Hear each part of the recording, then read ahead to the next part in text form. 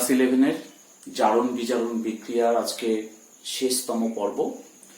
তো এই পর্বে আমরা জারণ সংখ্যা পদ্ধতিতে সমতা বিধানের কিছু গুরুত্বপূর্ণ বিক্রিয়া দেখব। এর আগের পর্বেও আমরা জারণ সংখ্যা পদ্ধতিতে সমতা বিধান করেছি, কিন্তু এই পর্বে আমরা যে রিয়াকশনগুলো দেখব সেগুলো একটু অন্যরকম, সেগুলো একটু ক্রিটিক্যাল। সেগুলোকে আমাদের একটু মনে রাখতে হবে যে কিভাবে পদ্ধতিগুলো করা হচ্ছে। তাহলে আমরা খুব বেশি ক্রিটিক্যাল জিনিস নিয়ে আলোচনা করব না, কয়েকটি আলোচনা করব। তা দেখে নিই। এখানে এই বিক্রিয়াটি রয়েছে, একেও জারণ সংখ্যা পদ্ধতিতে সমতা বিধান করতে হবে। তাহলে দেখে নিই কার কি জারণ সংখ্যা। এখানে Fe+2 জারণ সংখ্যা, সালফারের -1, অক্সিজেনের 0, এখানে Fe আছে +3 যেহেতু ফেরিক অক্সাইড, অক্সিজেন -2, সালফার +4 এবং এই অক্সিজেনটাও -2। তাহলে আমাদের 0 থেকে -2 হচ্ছে, তার মানে এখানে বিজারণ হচ্ছে। Fe+2 থেকে Fe+3 হয়েছে, তাহলে এটি জারণ। এখানে কিন্তু আর একটা জারণ আছে, কি আছে? S-1 থেকে +4 হয়েছে, সেটিও জারণ। অর্থাৎ আমরা দেখতে পাচ্ছি এখানে দুটির জারণ হয়েছে, একটি বিজারণ হয়েছে। তাহলে আগে কিন্তু এরকম টাইপের বিক্রিয়া আমরা পাইনি, এই বিক্রিয়াটা তাই আগের বিক্রিয়ার থেকে একটু অন্য রকমের। তাহলে এই বিক্রিয়ার ক্ষেত্রে কিভাবে আমরা সমতা বিধান করব একটু দেখা যাক। তাহলে আমরা এইভাবে দেখি যে এখানে কি হয়েছে, FeS2 থেকে Fe2O3 এই পরিবর্তন হচ্ছে। এখানে Fe এর জারণ সংখ্যার বৃদ্ধি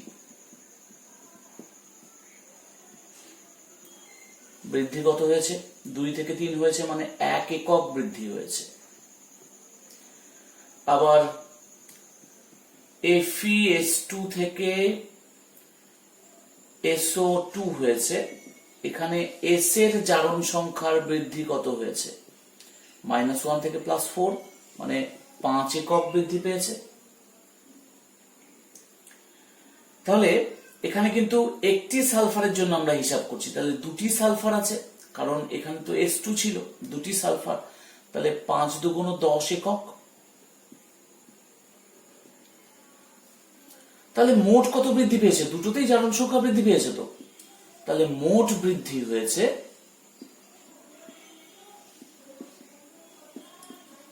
11 একক। একটি যৌগ ছিল, একটি অণু ছিল, যৌগের একটি যৌগ ছিল, তার ক্ষেত্রে মোট বৃদ্ধিটা 11 একক হয়েছে। আবার O2 থেকে Fe2O3 হয়েছে, তাতে অক্সিজেন এর জারণ সংখ্যা বৃদ্ধি কত হয়েছে? জারণ সংখ্যার হ্রাস কত হয়েছে?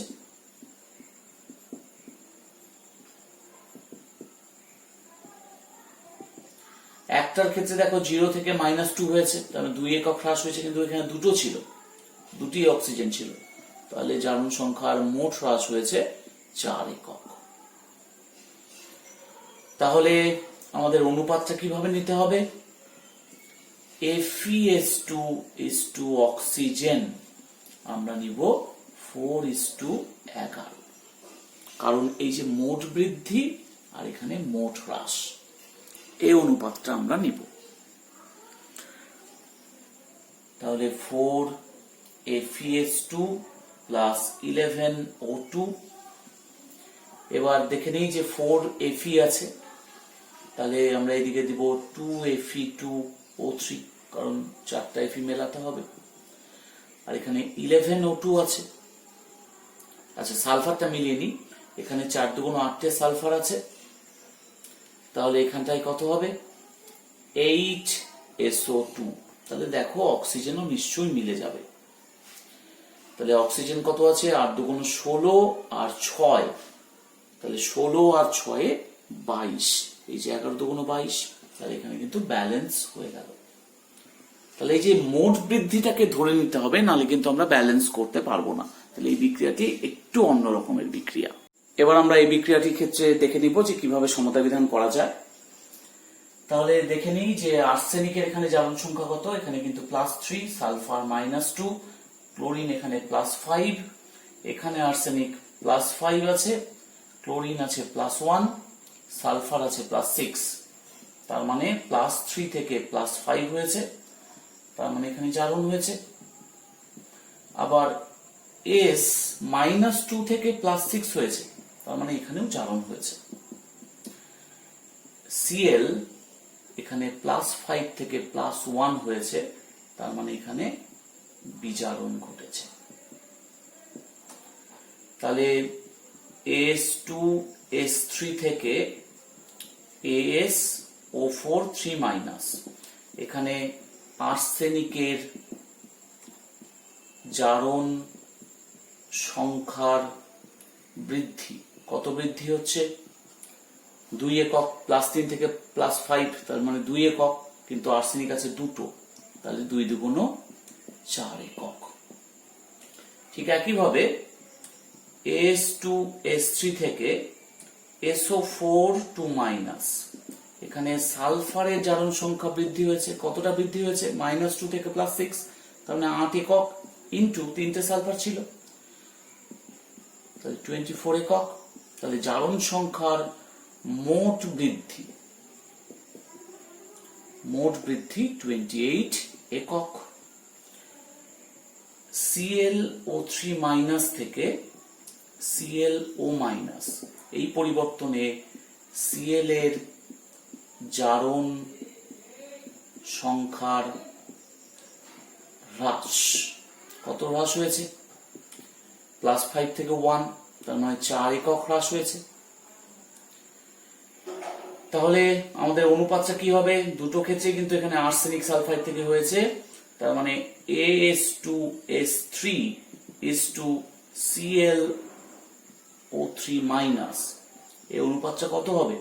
অনুপাতটা হবে এই যে 28 আর 4 এর রেসপেক্টে হবে, তার মানে 4:28, তাহলে 1:7। তাহলে আমরা বসিয়ে দিই, AS2S3 এখানে একটাই আছে, 7 ClO3-, OH- যেমন ছিল তেমনি রাখি।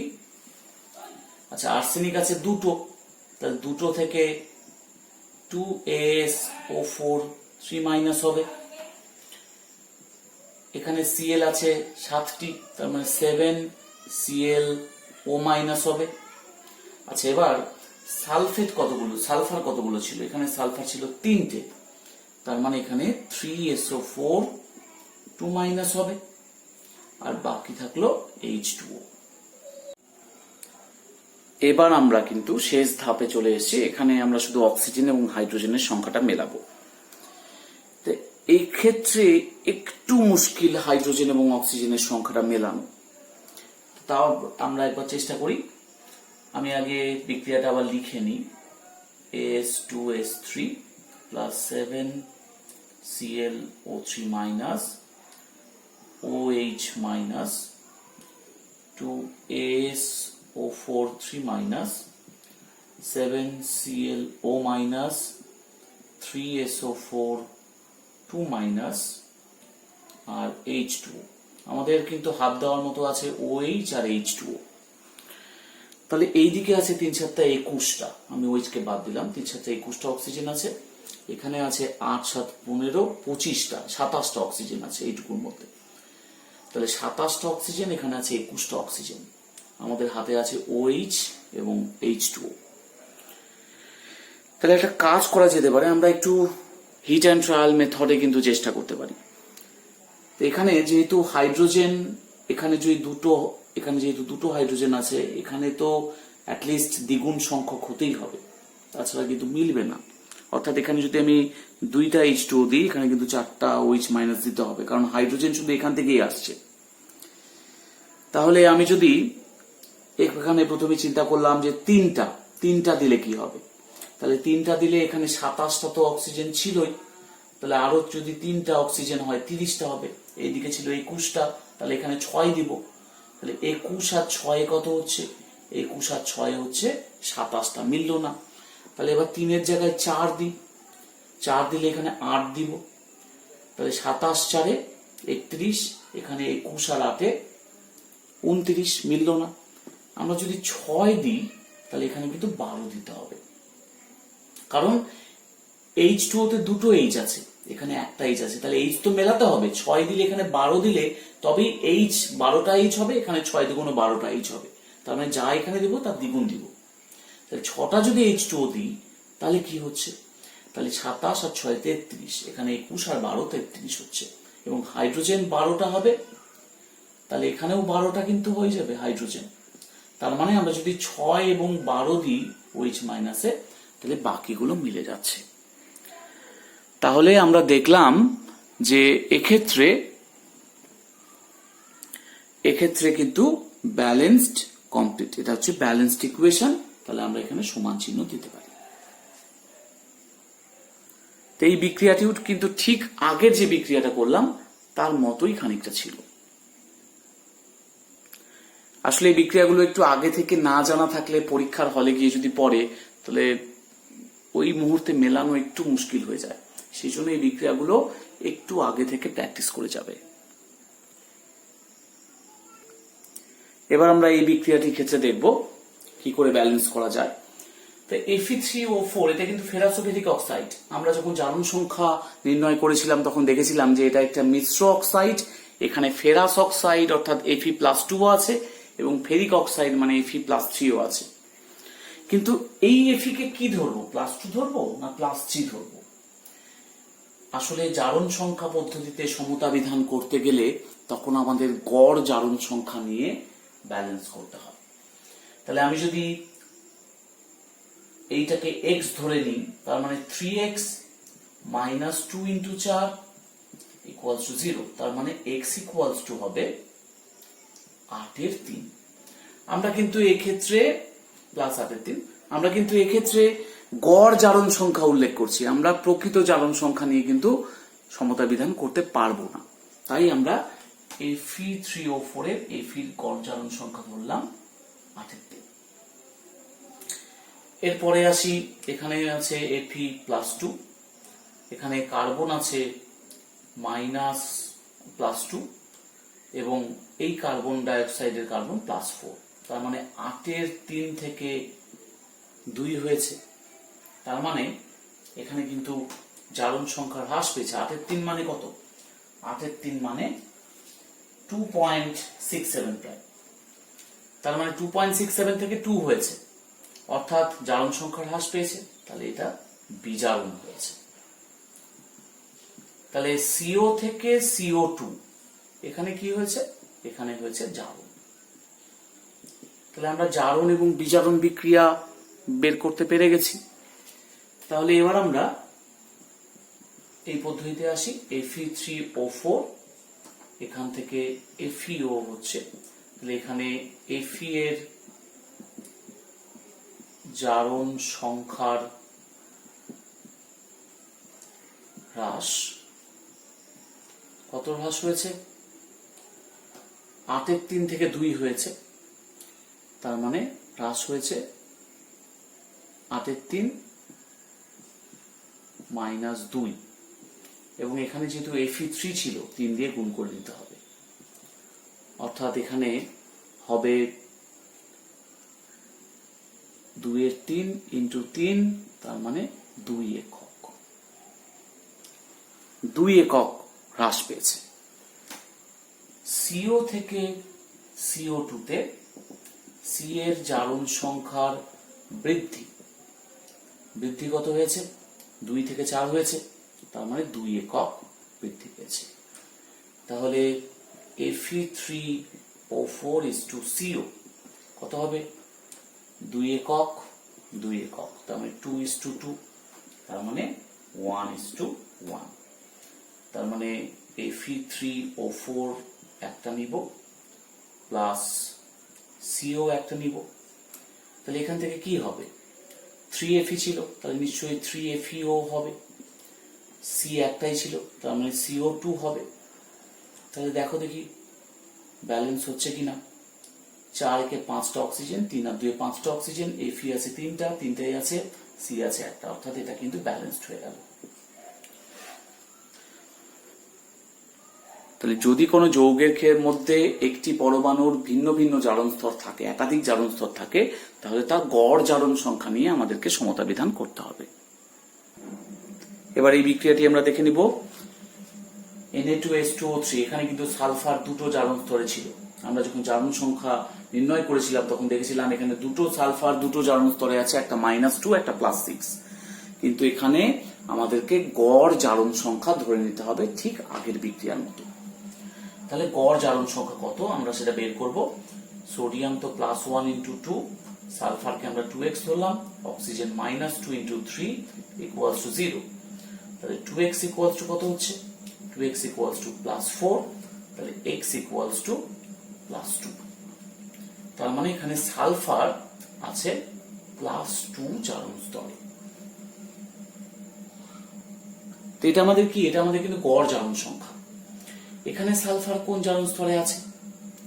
এখানেও আমরা জারণ সংখ্যা বের করেছিলাম, তাতে দেখেছিলাম যে দুটো সালফার 0 জারণ স্তরে আছে আর দুটো সালফার আছে +5 জারণ স্তর, অর্থাৎ +5 জারণ স্তরে আছে দুটো সালফার এবং দুটো আছে 0 জারণ স্তরে। আমরা যদি স্ট্রাকচারটা তোমাদের খেয়াল না থাকে আরেকবার দেখে নিতে পারো যে আমরা এরকম টাইপের স্ট্রাকচার করেছিলাম, O- Na+।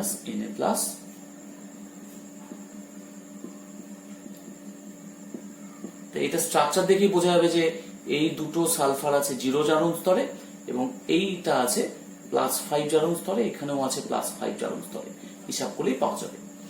তো এখানে কিন্তু আমাদের যেহেতু 4টে সালফারের মধ্যে দুটো আলাদা, দুটো একই রকম আছে 0 এবং +5, তো এখানে কিন্তু আমাদের ওইভাবে ধরলে হবে না, আমাদের গড় জারণ সংখ্যা ধরে নিতে হবে।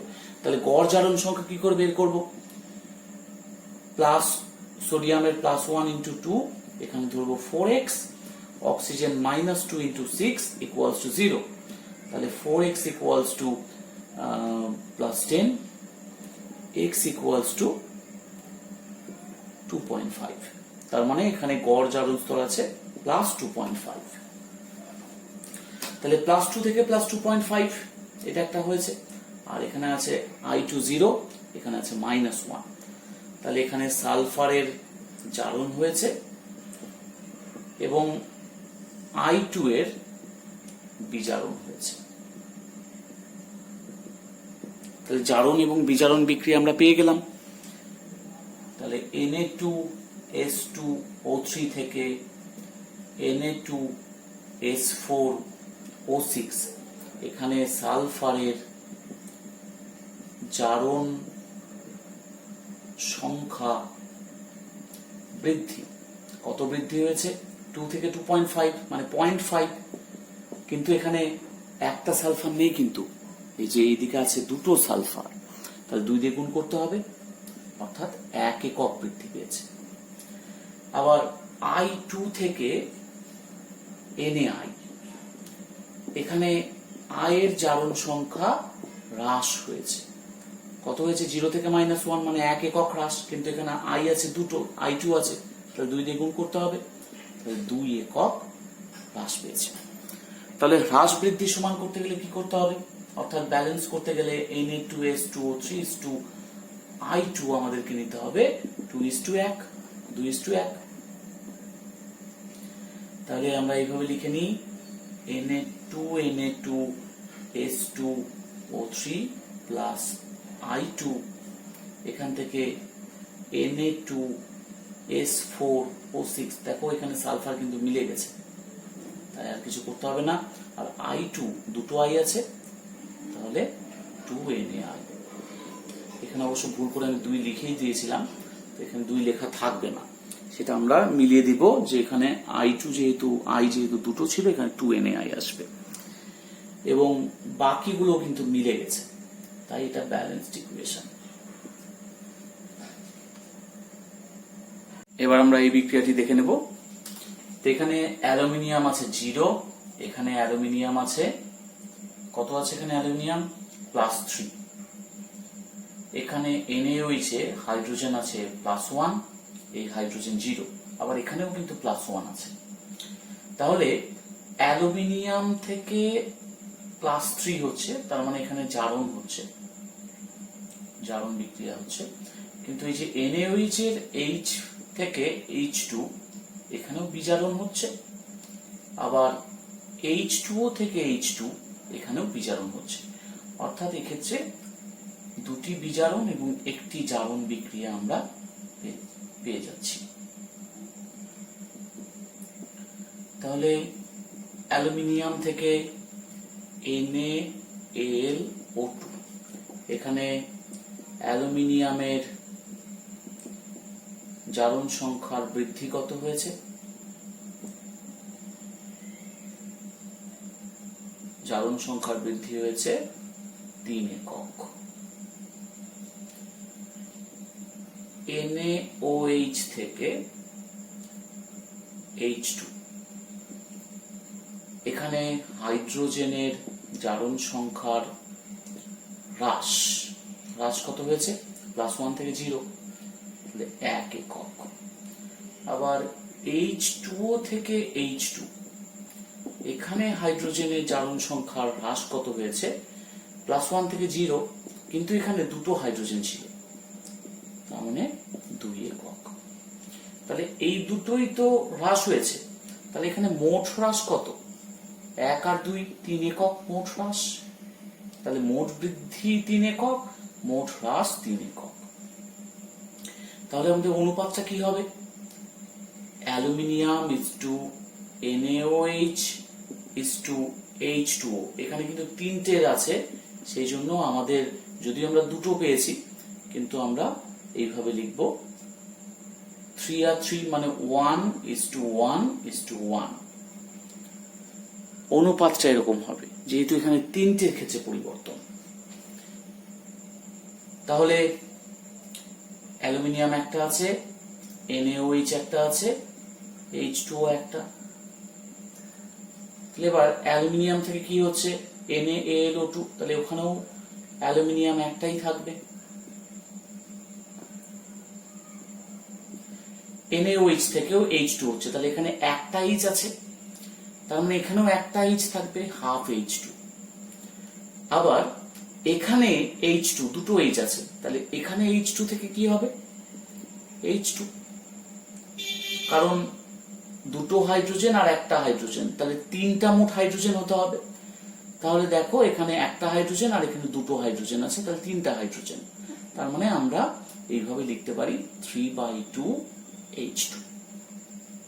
এখান থেকে একটা হাইড্রোজেন এসছে, এখান থেকে দুটো হাইড্রোজেন এসছে, তাহলে 3টা হাইড্রোজেন কিন্তু এখানে আছে। তাহলে এবার যেহেতু এখানে 3 2 এসছে, আমরা সমস্ত বিক্রিয়াকে 2 দিয়ে গুণ করে দিই। তাহলে 2Al + 2NaOH + 2H2O সমান চিহ্ন দিয়ে দিলাম, কারণ বিক্রিয়াটা কিন্তু ব্যালেন্স হয়ে গেছে। এখন সমস্ত পরমাণুর সংখ্যা 2 দিকেই সমান, তাহলে এটাই আমাদের ব্যালেন্সড ইকুয়েশন। এবার আমরা অসমঞ্জস বা ডিসপ্রপোর্শনেশন এবং সমঞ্জস বা কমপ্রপোর্শনেশন বিক্রিয়া কি সেটা দেখে নেব। তা প্রথমে আসি অসমঞ্জস বিক্রিয়া।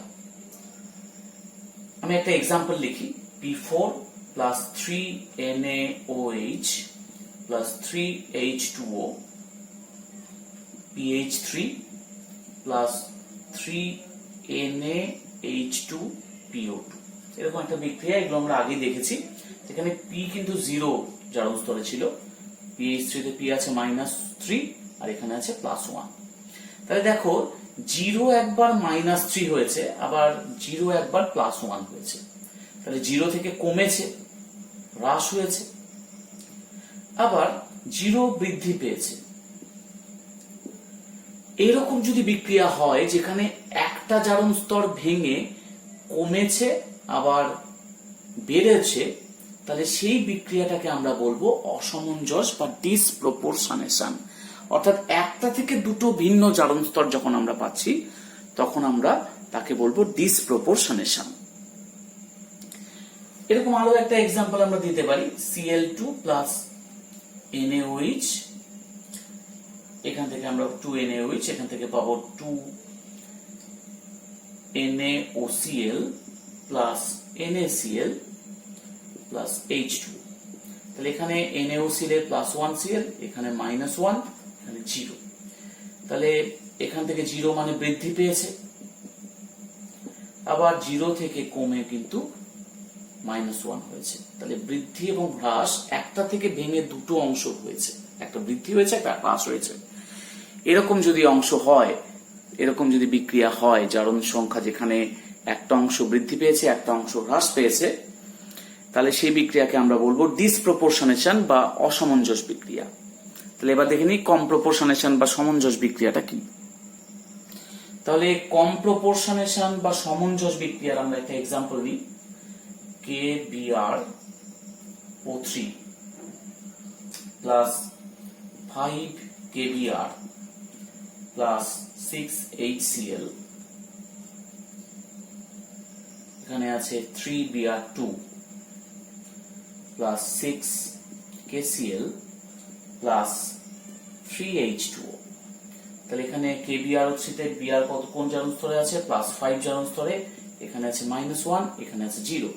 তাহলে দেখো প্লাস 5 থেকে হ্রাস পেয়েছে, আবার 0 থেকে -1 থেকে 0 তে বৃদ্ধি পেয়েছে। তাহলে দুটো পার্ট ছিল, তার থেকে কিন্তু একটা অংশ তৈরি হয়েছে। এরকম বিক্রিয়াকে আমরা বলবো সামঞ্জস্য। তাহলে কোন জারণ সংখ্যা যদি এরকম হয় যে একটা অংশ ভেঙে গিয়ে দুটো পার্ট হয়েছে, একটা বৃদ্ধি পেয়েছে এবং একটা আগের তুলনায় হ্রাস পেয়েছে, তবে সেই বিক্রিয়াটাকে আমরা বলবো ডিসপ্রপোর্শনেশন। আবার যদি কম্প্রপোর্শনেশনে কিরকম হতে পারে, এখানে দুটো জারণ সংখ্যা মানে মিলিত হয়ে একটি জারণ সংখ্যায় পরিণত হয়েছে, সেক্ষেত্রে একটা বৃদ্ধি পেয়েছে একটা হ্রাস পেয়েছে, হ্রাস পেয়ে এরকম অবস্থায় এসছে, মানে দুটো থেকে একটা যদি হয়ে থাকে তাহলে তাকে আমরা বলবো কম্প্রপোর্শনেশন। আর একটা ভেঙে যদি দুটো জারণ স্তরে যায় তাকে আমরা বলবো ডিসপ্রপোর্শনেশন। তবে একটা যেন বৃদ্ধি একটা যেন হ্রাস, এটা খেয়াল রাখতে হবে। একটা বৃদ্ধি একটা যেন হ্রাস হয়, তবে সেই বিক্রিয়াগুলোকে কিন্তু আমরা কম্প্রপোর্শনেশন বা ডিসপ্রপোর্শনেশন বলতে পারবো। তাহলে আজকের আমাদের পর্ব এখানেই শেষ, এবং এই পর্ব শেষের সাথে সাথে আমাদের জারণ বিজারণ বিক্রিয়ার অংশটি শেষ হয়ে গেল। এর পর দিন আমরা নতুন একটি ইউনিট, নতুন একটি অধ্যায় নিয়ে আলোচনা শুরু করব। তাহলে আজকে এইটুকুই। Thank you.